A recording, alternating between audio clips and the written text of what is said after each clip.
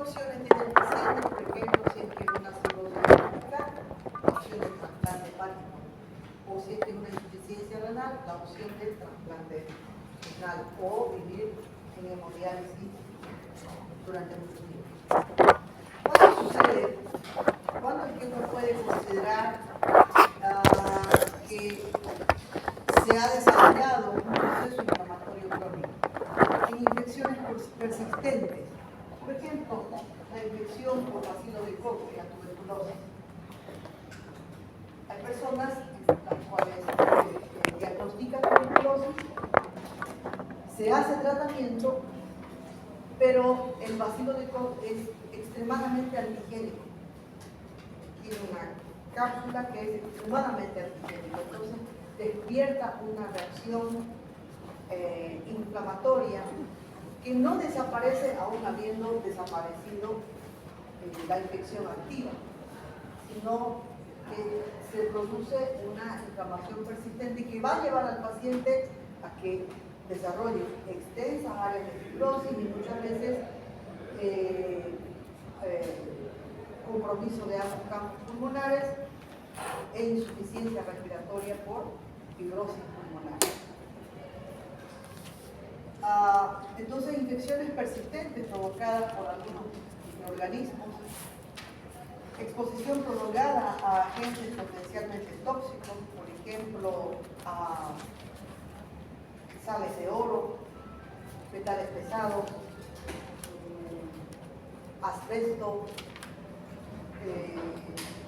contenidos que tienen plomo, las pinturas, los revestimientos de los cables, los revestimientos plásticos, todas esas sustancias se pueden acumular en alguna parte del cuerpo y pueden determinar una respuesta inflamatoria, reconocimiento y respuesta inflamatoria que persiste, ¿no? Y todas las enfermedades autoinmunes son enfermedades en las cuales hay una falla en el reconocimiento de antígenos propios, que ya hemos visto, tiene que haber un proceso de reconocimiento a lo propio. Hay una falla en el mecanismo de reconocimiento, pérdida de la tolerancia y activación de una respuesta inflamatoria hacia ese componente que es propio de nuestro propio tejido. Por ejemplo, una nefritis lúpica, donde se forman anticuerpos contra la membrana basal, una respuesta inflamatoria contra la membrana basal molecular. O una nefritis pleurointersticial, por ejemplo, donde se produce detección de sustancias o proteínas extrañas en el intersticio renal, en los túbulos, entre los túbulos, y se desencadena una respuesta inflamatoria persistente a ese nivel, ocasionando una nefritis pleurointersticial que va a terminar en una insuficiencia renal. Enfermedades autoinmunes, como por ejemplo la artritis reumatoidea, el lupus eritematoso y toda esa serie de enfermedades que tienen la particularidad de ser enfermedades inflamatorias crónicas desencadenadas por una falla en el mecanismo de respuesta inflamatoria, de reconocimiento de respuesta inflamatoria sistémica.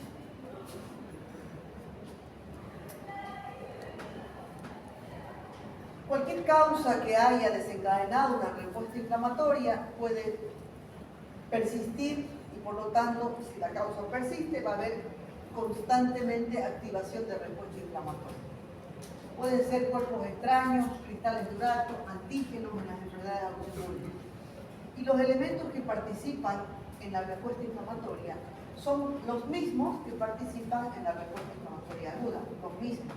Solamente que en la respuesta inflamatoria crónica predominan, hay macrófagos que están constantemente fagocitando, provocando quimiotaxis, pero también hay linfocitos.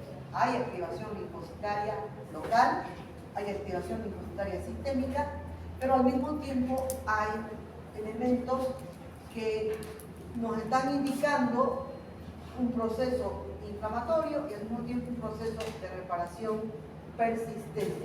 Y es por este motivo, porque hay intentos de reparación, granulación o cicatrización, que el órgano poco a poco va perdiendo sus células funcionales y va siendo reemplazado por tejido no funcional, que es un tejido fibroconectivo. La inflamación crónica evoluciona primero con organización, se van organizando poco a poco las células proinflamatorias, los mediadores proinflamatorios, las células, y se van transformando a ese nivel donde se puede encontrar al mismo tiempo componentes de la respuesta inflamatoria aguda y también datos de respuesta inflamatoria crónica, principalmente por la presencia de tejido fibrocicatrizante. Inflamación persistente con tejido fibrocicatrizante. Entonces vamos a tener que hay tejido necrótico, porque ven ustedes que cuando hay respuesta inflamatoria, también hay daño tisular, hay muerte de bacterias, de virus o encapsulamiento de sustancias o cuerpos extraños, y hay necrosis tisular. Esa necrosis tisular va a haber exudado como parte de la vasodilatación y escape de líquido intersticio que se mezcla con tejido necrótico y forma exudado, muchas veces purulento, activación de factores procoagulantes, formación de coágulos, tejido de granulación, y ese proceso que se hace persistente y que es la característica de la inflamación crónica. Como esto se hace persistente, hay fibrosis. La fibrosis, que es la cicatrización o presencia de tejido fibroconectivo que ya no es funcional en ese lugar y que determina claramente un proceso constante de intento de reparación del cuerpo. La inflamación crónica es un proceso complejo, entonces, que involucra tantos procesos de la inflamación aguda, activación inmunológica, y la característica es la presencia de tejido de reparación, tejido fibrocicatrizante. Y no solamente es que vamos a tener inflamación crónica en situaciones en las que yo les he mencionado, por ejemplo, la presencia de una sutura, cristales de ácido úrico, depósitos de cristales pesados, enfermedades autoinmunes, etc., sino también deben saber que hay respuesta inflamatoria crónica en circunstancias bastante corrientes, como por ejemplo la arteriosclerosis es una respuesta inflamatoria crónica. Por eso el paciente que tiene arteriosclerosis está en un estado inflamatorio endovascular que va a determinar a largo plazo, durante mucho tiempo, isquemia, tendencia a la trombosis, que se traduce como infarto del miocardio, ácido isquémico, estenosis carotidia. Y también la obesidad es un estado inflamatorio crónico donde el productor de mediadores inflamatorios es el tejido graso, que produce citoquinas, que se llaman lipoquinas, y que produce un estado inflamatorio en el paciente que sufre de obesidad. Entonces, la inflamación crónica es un proceso que involucra respuesta inflamatoria aguda mezclada con procesos de cicatrización. Estos procesos, para poder identificar que la inflamación crónica no es solamente en cirrosis o en nefritis, sino, bueno, aquí una fibrosis pulmonar, por cualquier tipo de sustancia que sea constantemente, que esté presente constantemente en el pulmón, por ejemplo el tabaco, la nicotina y todos los otros componentes del humo del tabaco que se constituyen como irritantes. Una persona que fuma 10, 15 años seguro que va a desarrollar un estado inflamatorio pulmonar, y ahí ya viene, ¿no? Una bronquitis crónica, enfisema pulmonar, enfermedad pulmonar obstructiva crónica, de todo esto. La cirrosis hepática, la insuficiencia renal, enfermedades autoinmunes como la artritis reumatoidea, fíjense cómo destruye completamente las articulaciones, provoca erosiones óseas, destrucción, deformidad, incapacidad, la arteriosclerosis, el cáncer del cuello uterino, cáncer, la respuesta en una proliferación anormal de células, es un escape de la respuesta de los controles de los mecanismos de proliferación celular. Y para que esto se produzca tiene que haber un factor constantemente que esté provocando inflamación, ¿no? Por ejemplo, el cáncer pulmonar. La obesidad también es un estado inflamatorio que no escapa a este estado de evolución de una respuesta inflamatoria aguda hacia una respuesta inflamatoria crónica. La inflamación aguda o crónica va a tener características muy particulares por las cuales la vamos a reconocer. Ya hemos visto, ¿no?, las características de una inflamación. Un sitio inflamado es tumor, calor, rubor, dolor, pérdida de función. Eso lo vamos a encontrar y nos va a permitir reconocer aquí hay inflamación. No solamente entonces calor, tumor, rubor, calor, dolor y pérdida de función son las características de una región, un segmento inflamado, sino que también van a haber signos satélites de respuesta inflamatoria. Esos signos satélites de respuesta inflamatoria son, por ejemplo, la aparición de adenopatías vecinas al área donde hay un proceso inflamatorio. La respuesta febril es otra forma de respuesta inflamatoria. Y también tenemos cambios en la sangre con un aumento de mediadores inflamatorios que determinan aumento en este valor que se llama velocidad de nitrosedimentación globular, que en los estados inflamatorios va a estar elevado, y el aumento de glóbulos blancos también va a ser una característica de un estado inflamatorio, agudo o crónico. Algunos factores importantes para mencionarlos que pueden modificar la respuesta inflamatoria. Es decir, tenemos una respuesta inflamatoria normal en personas normales, pero hay algunas circunstancias en las que, dependiendo de las características o comorbilidades del paciente, la respuesta inflamatoria no va a ser normal. Por ejemplo, cuando por algún motivo ya el paciente tiene alteraciones en la irrigación sanguínea, por ejemplo, un paciente diabético, que sabemos que tiene una arteriopatía periférica. El estado nutricional, hemos visto que es el hígado el que produce proteínas importantes, proteínas proinflamatorias importantes. Entonces, un paciente con déficit nutricional, un paciente desnutrido, va a tener una mala respuesta inflamatoria. En la diabetes mellitus, volviendo a la irrigación sanguínea, no solamente ya hablando de irrigación sanguínea, sino que al estado persistente de hiperglicemia condiciona diferentes trastornos sistémicos en el paciente que condicionan una mala respuesta inflamatoria. Y también el uso de algunos medicamentos va a modular la respuesta inflamatoria.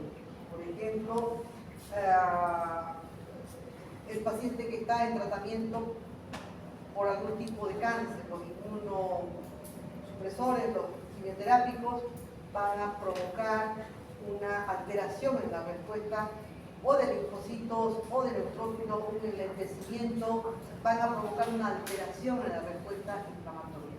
Medicamentos de uso más común, como los corticosteroides por encima de 20 miligramos de prednisona, tienen también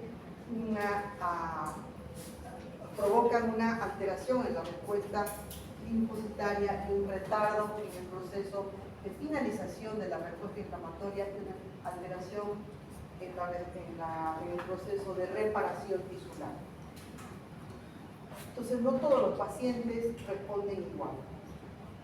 Hay pacientes que tienen comorbilidades que dificultan o alteran desde el principio ya una respuesta inflamatoria normal. Y este es un gráfico en el cual podemos ver resumido, casi como un algoritmo, la respuesta inflamatoria, que clínicamente se va a caracterizar por dolor, exudado, tumor, rumor, calor, y en un principio muy rápidamente fugaz un periodo de vasoconstricción. Entonces va a haber daño tisular, un breve periodo de vasoconstricción y luego ya la vasodilatación, que va a ser la característica de todo el proceso de respuesta inflamatoria. Y ven ustedes que hay lesión endotelial, exposición de fosfolípidos de la membrana, síntesis de prostaglandinas y otros mediadores químicos. Además, por la misma vasodilatación hay disminución de la presión hidrostática por escape de líquido alimenticio, vasodilatación que determina congestión y rubor. El aumento en la permeabilidad va a provocar edema, lo que es característica del aumento de volumen o tumor, y aumento en la permeabilidad que va a dar lugar al exudado, que caracteriza también el estado inflamatorio. Entonces,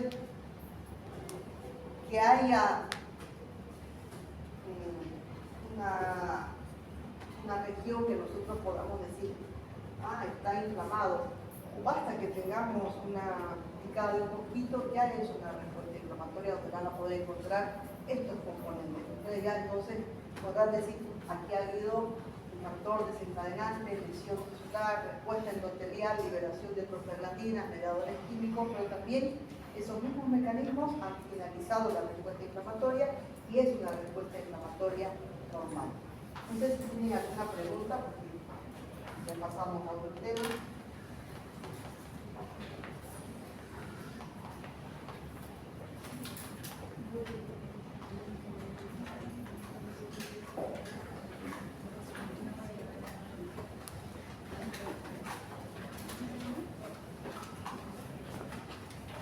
Imagen donde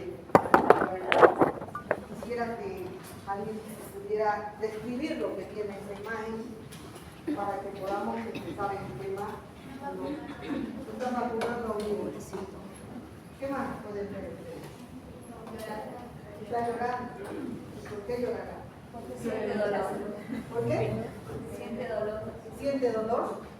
Pero si ustedes ven bien, ni siquiera lo han escuchado. Miedo. Tienen miedo. Pero evidentemente, si ustedes se fijan la cara del niño, parece que está sufriendo. Se siente dolor. No es una parte de dolor, es una extensión del dolor. ¿No? Y lo están agarrando, lo están sujetando a ese niño que seguramente quiere escaparse. Es una reacción natural frente al dolor, ¿no? Escapa a lo que intenta lesionar. Es una respuesta normal el querer respirar, escaparse, ¿no? Por el dolor, porque tiene miedo.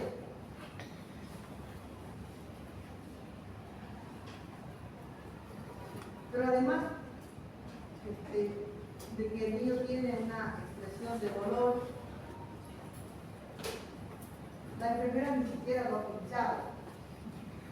Esto significa que el niño ya sabe que lo que le van a hacer le va a provocar dolor. Entonces ya hay un aprendizaje. ¿Por qué? Porque ¿cuántas veces le dicen, portate bien porque te va a llevar al médico y te va a poner una inyección? Entonces, ¿cómo queda esa frase en el niño como un castigo, como algo que realmente tiene que tener miedo, de lo que tiene que tener miedo? Entonces el dolor no solamente depende de una lesión, sino también depende de la historia de todos nosotros. Depende de los aprendizajes, de los miedos, del entorno. Hay de repente una mamá muy sobreprotectora, también influye en que ese niño tenga una respuesta exagerada. O sea, para que una persona sienta dolor, no es necesario exclusivamente que haya una lesión, sino que el dolor es una respuesta a una lesión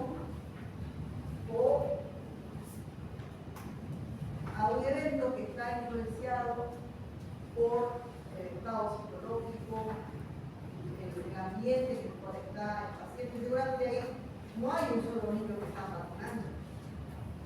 Seguramente cada niño que entra llora, entonces el que está en la fila dice, ahí me van a hacer algo que va a terminar llorando también.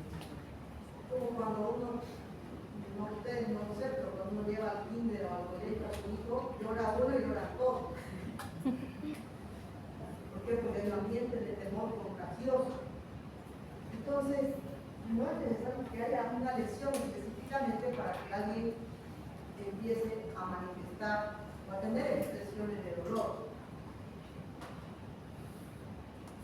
O como esta señora que, como la ven, se está agarrando la cabeza, se agarra la rodilla, realmente tiene una actitud en la que pareciera escapar del mundo, y es una paciente que tiene dolor, le duele todo el cuerpo, pero no hay evidencia de lesión, pero la paciente tiene dolor.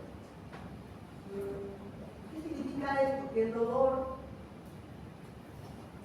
es un síntoma que no lo podemos nosotros negar, no lo podemos calificar, decir si existe o no existe, o es un dolor realmente intenso, o es un dolor leve. ¿Por qué?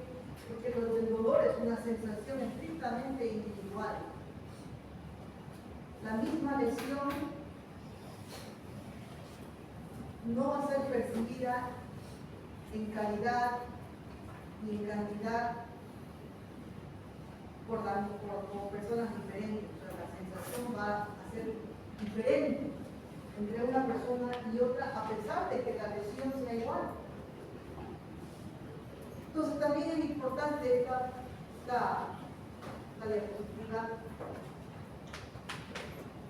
porque el dolor no siempre se debe a una lesión evidente. Hay dolores que el paciente siente que no son expresión de una lesión que sea evidente para nosotros. Si vemos una fractura, es una lesión evidente. Si vemos una rodilla raspada por una caída, una herida en la rodilla, también vamos a pensar que duele. Mucho poco el paciente lo dirá, pero podemos deducir que le duele. Sin embargo, hay pacientes que no tienen ninguna lesión, pero tienen dolor. De tal manera que el dolor es para sentarse, como el doctor Howe, y simplemente detenerse, pensar y tratar de evaluar qué significado tiene ese dolor clínicamente, poder identificar qué está provocando eso. Primero, qué tipo de dolor es, qué está causando ese dolor, qué circunstancias tiene este paciente por las cuales siente un dolor 10 de 10, o qué circunstancias tiene este paciente que, a pesar de tener una fractura expuesta, apenas se queja de dolor. Entonces, el dolor realmente necesita que uno pueda tener una comprensión fisiológica, fisiopatológica, para que podamos explicarlo, darle un diagnóstico del tipo de dolor y, por supuesto, darle un tratamiento. Seguramente a ese niño bastará con hacerle un sanatana, comprarle algo para que deje de llorar. Pero a esta paciente, a pesar de que vemos que no tiene nada, seguramente necesitará no solamente un tratamiento especial para el dolor, sino también tal vez necesite terapia psicológica, terapia muscular para el dolor, y otro tipo de intervenciones con otro tipo de medicamentos. O si este fuera una fractura, tal vez con paracetamol y oxidador o un opioide, el paciente sienta alivio. O si es que es un cólico renal, le tendré que dar un antiespasmódico. O si es una lesión por una neuropatía diabética, por ejemplo, el tratamiento será otro tipo de medicamentos. Entonces, el dolor no tiene un solo tratamiento, porque no tiene una sola solo origen. Hay diferentes tipos de dolor y si bien es un síntoma, es el síntoma más frecuente que nosotros vamos a poder ver por el cual un paciente consulta al médico. El paciente casi siempre cuando lleva a la consulta el dolor. Indistintamente cuál sea el dolor que el paciente tiene, el dolor es la causa más frecuente de consulta. Entonces vamos a ver la patología del dolor. Y vamos a ver en esta imagen la expresión que tiene este paciente es una expresión de dolor, casi como la del niño, ¿no? Solamente que en este caso el paciente se lleva la mano hacia el hombro. Esta actitud, eso se llama actitud antálgica, la actitud de llevarse una mano hacia la zona de dolor, ya nos está señalando que el paciente tiene dolor en el hombro derecho, que algo hay en el hombro derecho, por lo cual el paciente está manifestando dolor.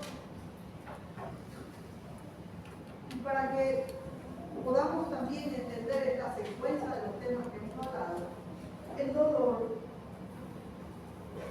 hace parte de otro tipo de respuestas, entre ellas la activación de la respuesta inmune, la respuesta inflamatoria y el dolor. El dolor como parte importante de la respuesta inflamatoria que hemos visto, hace parte de la inflamación. Tenemos entonces que hay una estrecha relación entre inflamación y dolor.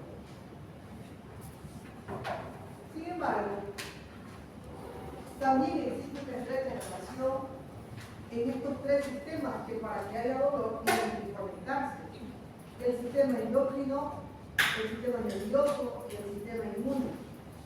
Porque el dolor tiene mediadores de dolor. Esos mediadores de dolor actúan en diferentes segmentos y se regulan a través de estos tres sistemas. Pero les decía yo que el dolor no es solamente dependiente de que haya una lesión, sino que el dolor es una interrelación entre estos tres sistemas, el sistema nervioso, el sistema inmune, el sistema endocrino, pero además una relación con la mente y las emociones. La misma lesión no va a provocar el mismo dolor en dos personas diferentes.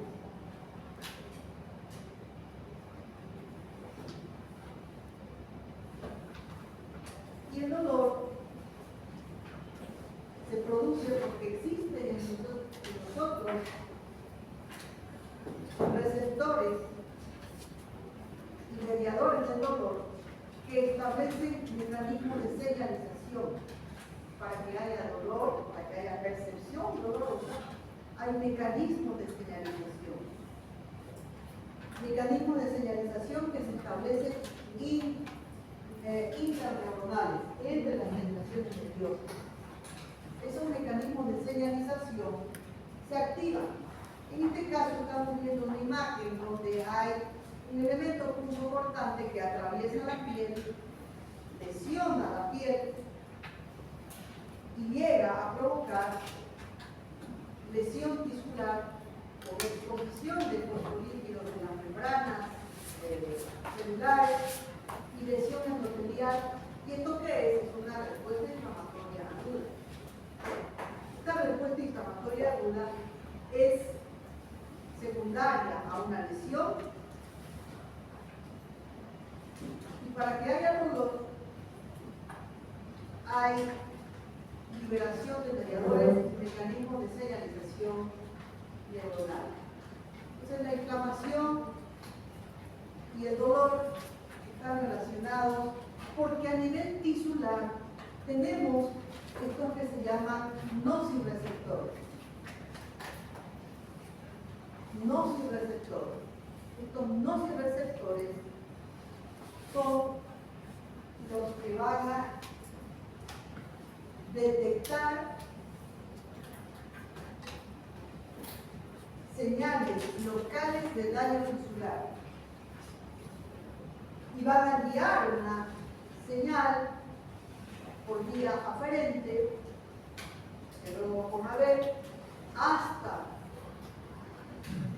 el cerebro, el tálamo, el tronco, donde esa señal va a ser percibida como una señal de dolor.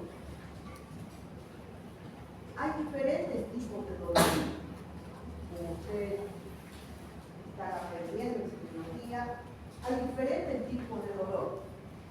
Por ejemplo, aquí esta imagen de acá es una mujer que está embarazada y seguramente está en trabajo de parto.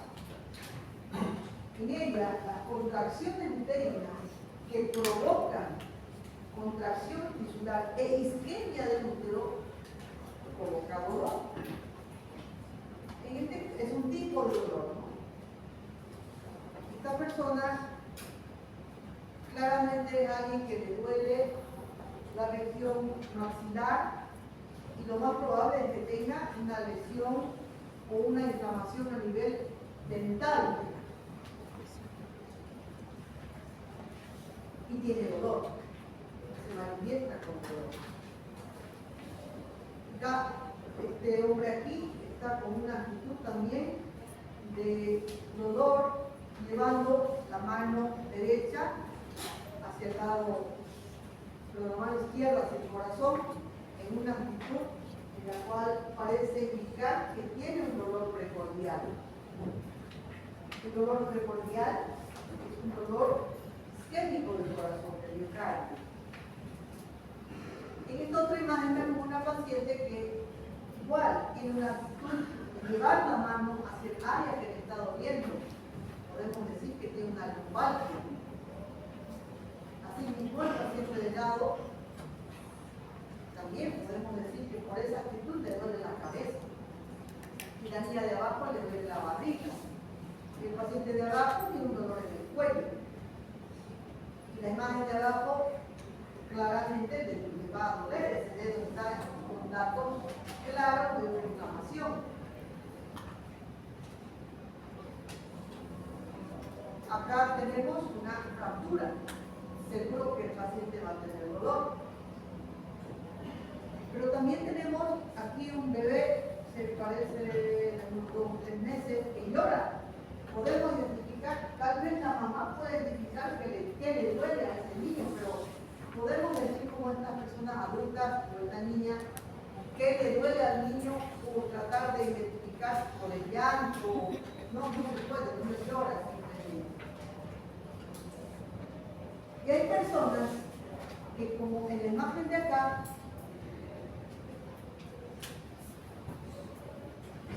tienen la sensación de tener como un alambre de púas que rodean sus piernas y que le provoca dolor. Pero si ustedes ven a una paciente, es imposible que tenga envuelto alambre de púas en las piernas, que esté con dolor y vaya al médico, ¿no? Y diga, mire, me duele porque estoy así con este alambre de púas. No, es simplemente la sensación que tiene una persona, un paciente, como de una sensación de tener alambre de púas que le provoca dolor. Es decir, es la sensación del paciente. O este cuadro acá, muy típico de la persona que dice, me duele literalmente todo el cuerpo. Y uno ve al paciente que no tiene ninguna lesión, no hay causas para el dolor. Aquí podemos ver entonces que hay 2 tipos de dolor, gráficamente. Un dolor en el cual podemos saber qué le está provocando el dolor, qué le duele al paciente, la causa inclusive del dolor. Y hay dolores que existen, pero que no los vemos. Solamente creemos en el paciente, que es decir, no vemos lesión. En esto sí podemos saber que hay una lesión. Pero aquí le duele, pero no vemos la lesión. Entonces, el dolor tiene una definición ya de hace mucho tiempo como una experiencia sensorial y emocional desagradable. A nadie le gusta tener dolor. Patológicamente sí, habrá personas que sí, pero normalmente a nadie le gusta tener dolor. No es agradable para nadie. Por lo tanto, se lo define como una experiencia sensorial, emocional, desagradable, asociada a daño real, la muela, trabajo de parto, infarto, fractura vertebral, real o potencial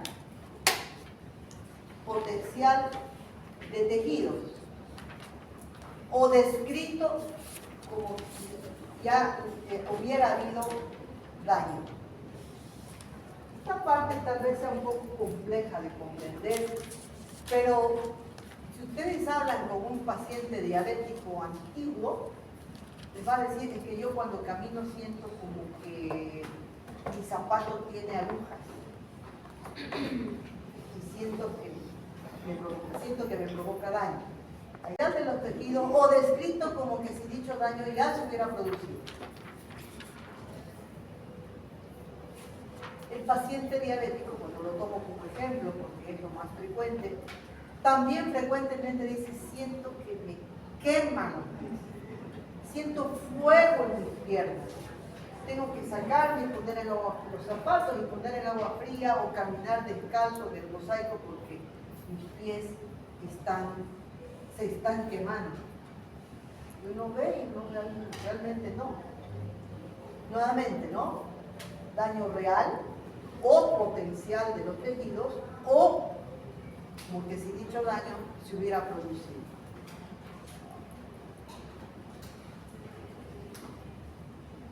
Para que haya dolor tiene que haber nocicepción, es decir, tiene que haber un procesamiento de un estímulo o de algo que lleve un estímulo que sea interpretado como dolor. Entonces, ¿qué es la nocicepción? Y es que entre el sitio de daño tisular activo, nuevamente, el sitio de daño tisular activo, donde hay una lesión, donde el paciente dice que hay una lesión, demostrable o no, nuevamente, demostrable o no, siempre partimos de que al paciente se le cree, demostrable o no al paciente diabético, hay que creerle, porque sabemos que hay un mecanismo fisiopatológico que sí explica el dolor que tiene, aunque no sea realmente lo que está sucediendo en ese momento.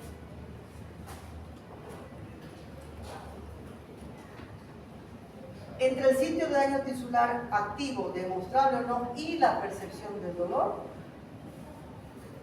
se desencadena una compleja serie de eventos electromecánicos que en su conjunto se llama nocicepción. Entonces, ¿qué es la nocicepción? La secuencia de eventos de un estímulo que van a ser percibidos como dolor. Esta nocicepción, de forma más sencilla, para entenderla, es la respuesta nerviosa a un daño tisular, demostrable o no. ¿Tiene alguna duda? Es importante tener claro el concepto. Básicamente, hay dolor por una causa que uno pueda demostrar y hay dolor, uno no puede demostrar la causa, pero hay dolor.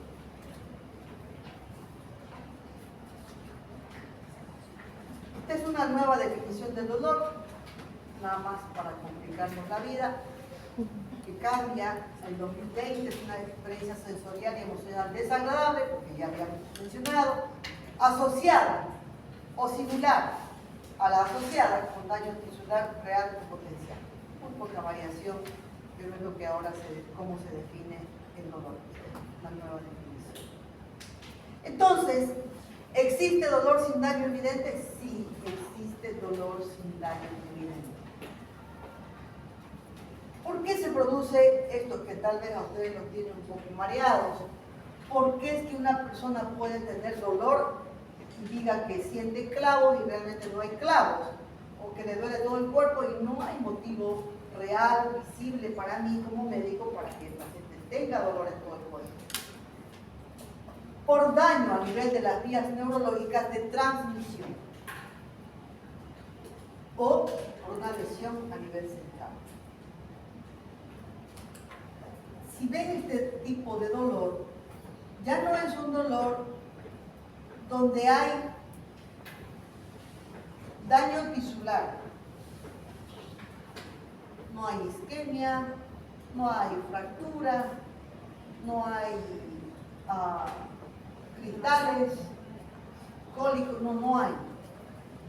Aquí el dolor es una percepción anormal por daño de las vías de transmisión, por lesión a nivel central. Este es un dolor neuropático.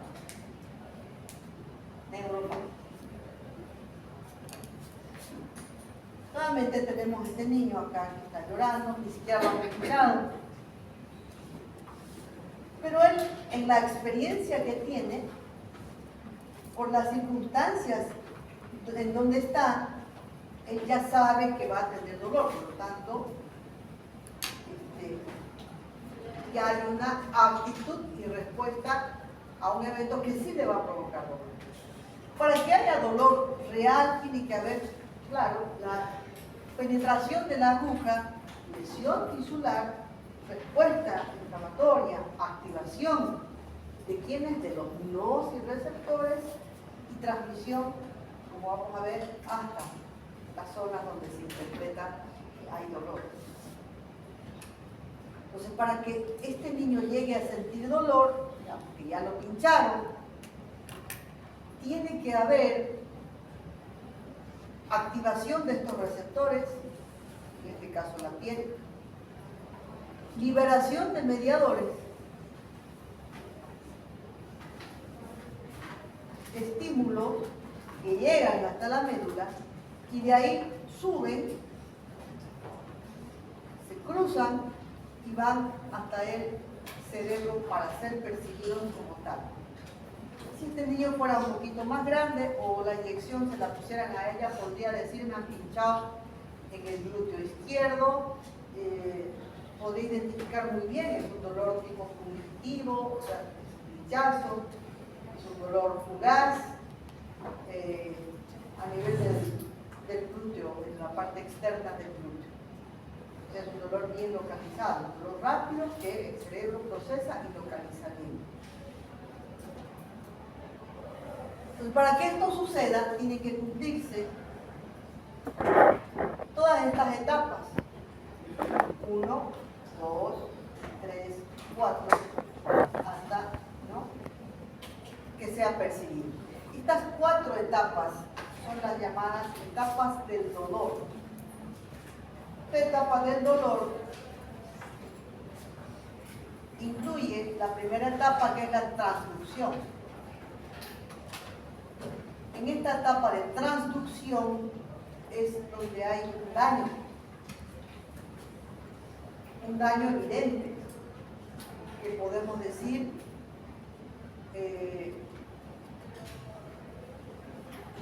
por ejemplo, una quemadura, un golpe, cualquier tipo de daño que pueda ser causante de dolor, se inicia por este proceso de transducción. Este proceso de transducción es el proceso en el cual hay un estímulo nocivo periférico que se transforma en un estímulo electromecánico. Aquí puede haber un corte, un golpe, quemadura, ustedes puedan imaginarse que puede provocar dolor y desencadena esta primera etapa de transducción. Pero el estímulo de quemadura, de trauma, de inflamación, tiene que transformarse en un estímulo electromecánico. estímulo electromecánico es el que se transmite por vía aferente. Luego de que se lesiona un tejido, viene la etapa de transmisión. En la etapa de transmisión se propaga el estímulo eléctrico hasta los nervios sensoriales del sistema nervioso central. ¿Cómo se va a propagar? Entonces, primero se transmiten hasta el asta posterior de la médula espinal. Ahí viene la tercera etapa, que es la modulación, que es la capacidad que tiene uno de modificar la transmisión de los estímulos nerviosos y hacer que se sienta una lesión como dolor muy intenso, poco intenso y el tipo de dolor. Y finalmente, ya la percepción específica a nivel del sistema nervioso central, donde termina esta primera señal que ha hecho todo este camino hasta llegar al tálamo, donde no solamente hay un estímulo, sino que ese estímulo ya está influenciado por las experiencias previas del paciente, el estado emocional y las particularidades propias de cada persona que hacen que uno sienta el dolor de una intensidad leve, moderada o muy intenso y que discrimine el tipo de dolor. Estas 4 etapas, transducción, transmisión, modulación y percepción, son las etapas del dolor donde hay lesión tisular. Es el dolor que se llama nociceptivo.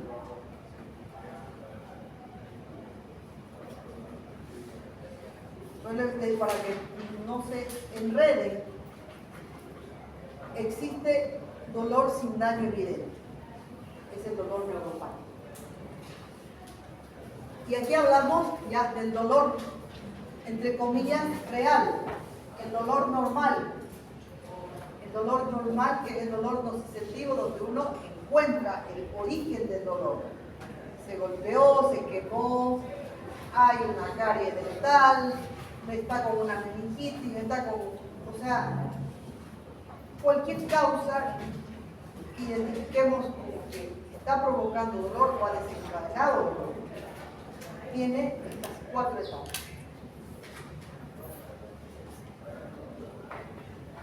Vamos a ir describiendo entonces por qué es que se cumplen estas etapas, de qué forma se cumplen estas etapas. Y hemos hablado en primera instancia de que existen receptores del dolor a nivel periférico. Estas receptores del dolor son células sensoriales que están ubicadas prácticamente en todo el organismo, sobre todo en la piel, y que cumplen una función de percepción de estímulos y respuesta, son receptores.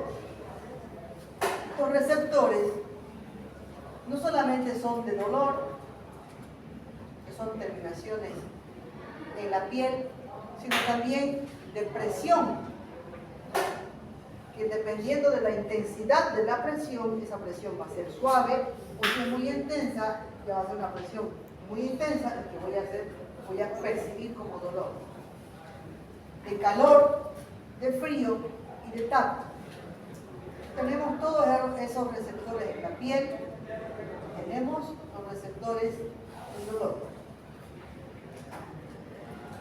Entonces son terminaciones sensoriales de las células nerviosas cuyos axones periféricos terminan a nivel de la piel y que son las que van a iniciar la respuesta dolorosa en esta etapa que les he mostrado aquí, la número 1.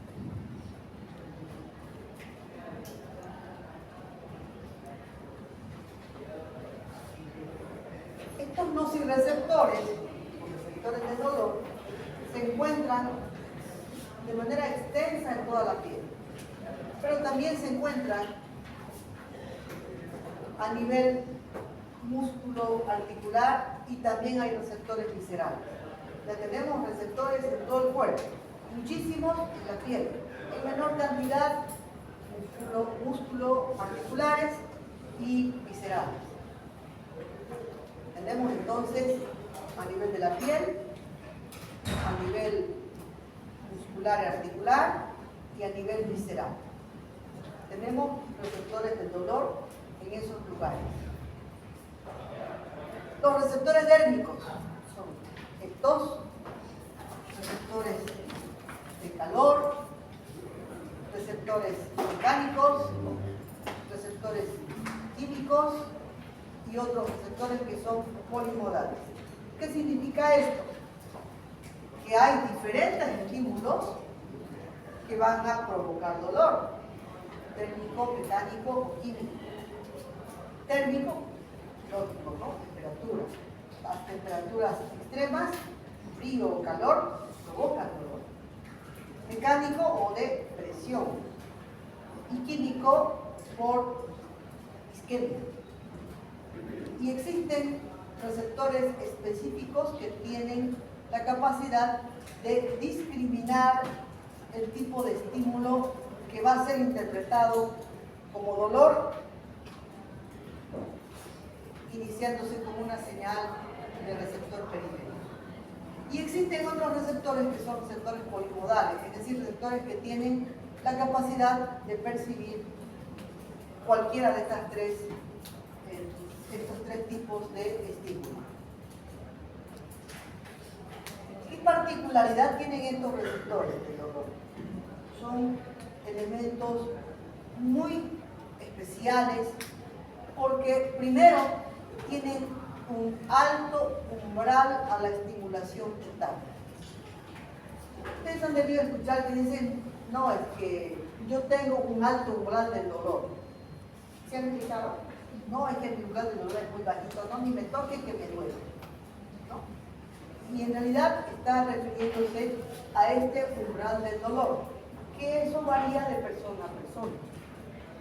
Varía de persona a persona, pero también de la intensidad del estímulo. Porque si yo aquí a su amiga le digo que me dé la mano, no. Y nos damos la mano así, seguramente le duele. No le duele, pero si yo empiezo a apretarle, va a doler, ¿no ves? Sí, entonces dependiendo de la intensidad del estímulo, hay un umbral doloroso. Si el estímulo es suave, pues no va a haber dolor, pero si el estímulo es muy intenso, va a ser percibido como dolor. Esa es una propiedad de los nociceptores. Si no hubiera ese umbral, a partir del cual ya se percibe como dolor, dar la mano, de repente ni nos daríamos la mano porque provoca dolor. Hay un umbral de dolor entonces. Por debajo de ese umbral no hay dolor. Por encima de ese umbral sí hay una estimulación de estos nociceptores que van a transmitir la señal dolorosa. Luego, tienen una capacidad para codificar de forma precisa la mayor o menor intensidad de los estímulos nocivos. Claro, si yo ahorita, por ejemplo,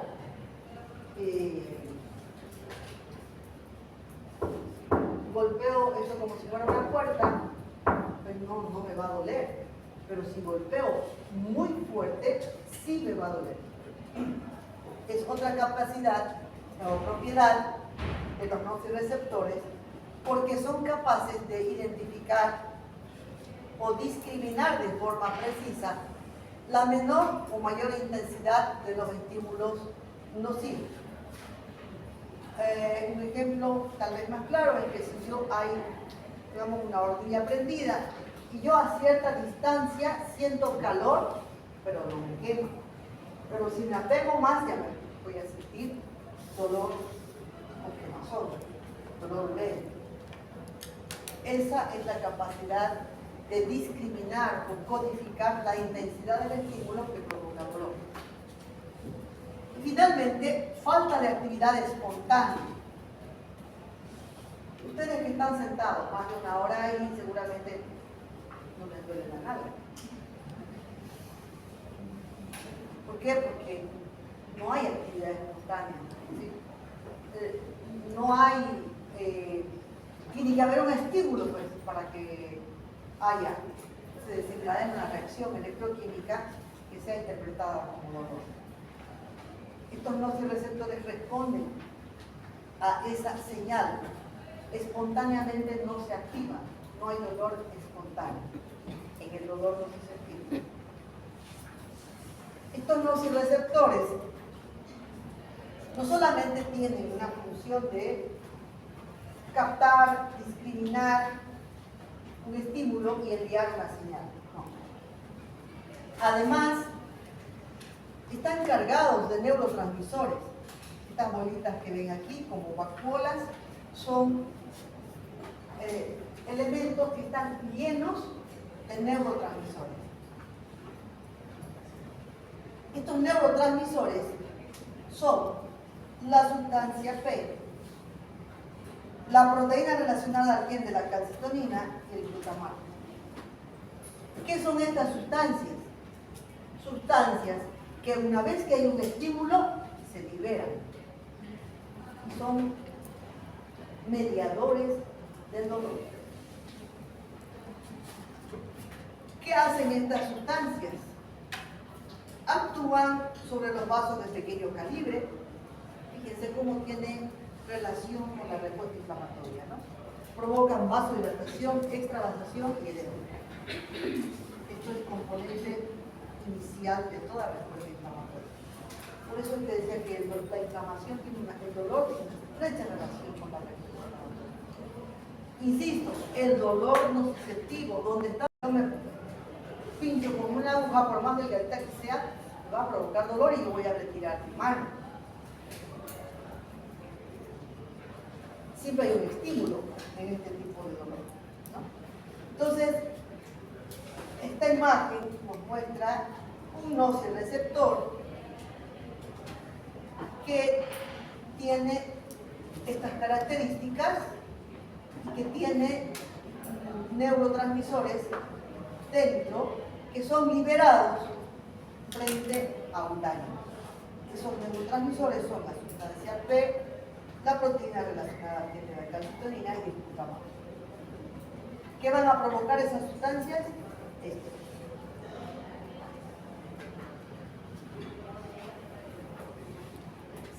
Estos nociceptores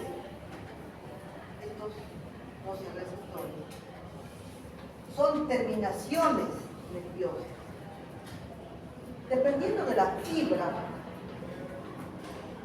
que lleva hacia la terminación nerviosa, tenemos que los nociceptores son del tipo A delta y tipo C. Tenemos entonces dos tipos de fibras que llegan hasta los nociceptores, de tipo A delta y de tipo C. Y aquí pueden ver que uno con otro claramente son diferentes, estructuralmente son diferentes. La fibra A delta, que constituye los nociceptores, responden a estímulos táctiles y térmicos. La fibra C responde a estímulos térmicos, mecánicos y químicos. Y ahí se van estableciendo diferencias a qué estímulos van a ser los que van a desencadenar dolor. Las fibras A delta son mielinizadas, por eso es que tienen esta estructura más gruesa. Las fibras C no son mielinizadas.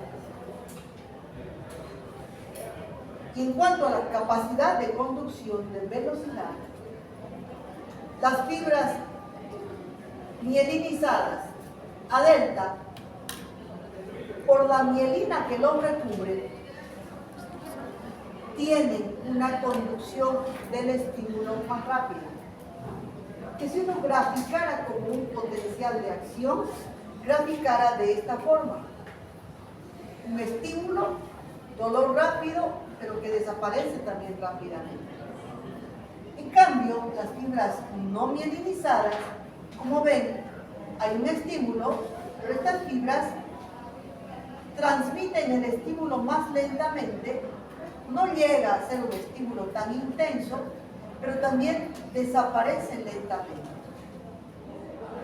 Una completa diferencia entre el tipo de estímulo que lleva uno y el tipo de estímulo que lleva el otro tipo de fibra.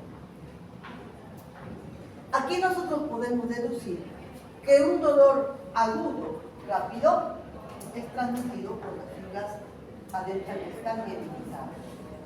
Y un dolor un poquito más sordo, tipo dolor de muela, sordo, lento, está conducido por las fibras C.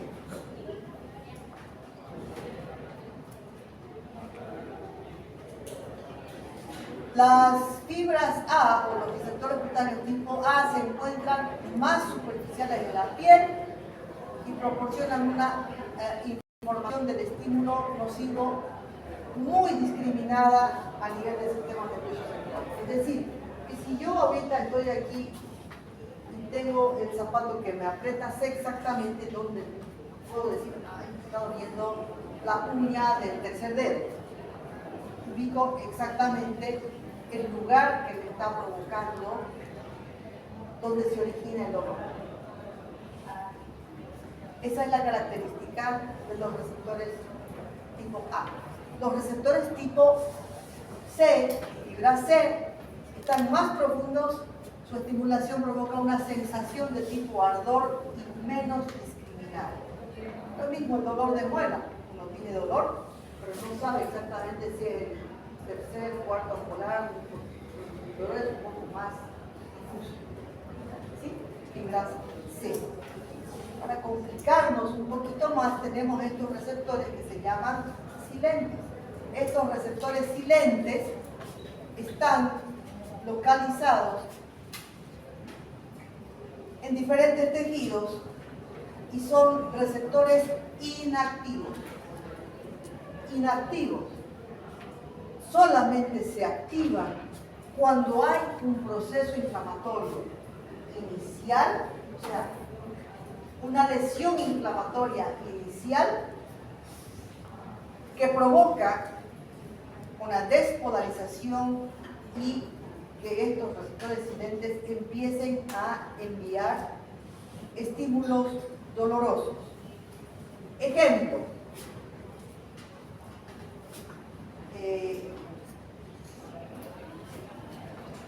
si yo me he fracturado el brazo, el momento de la fractura me duele,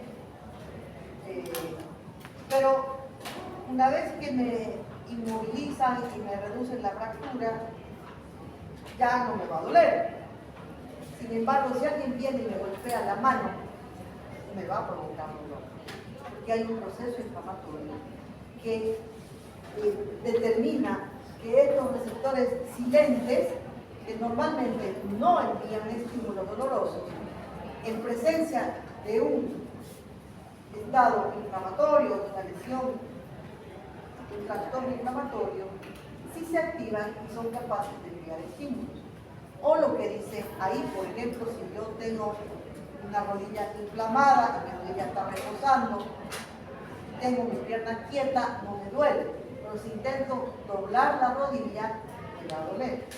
Esos son los receptores silentes, que se activan de forma secundaria, no primaria, sino secundaria.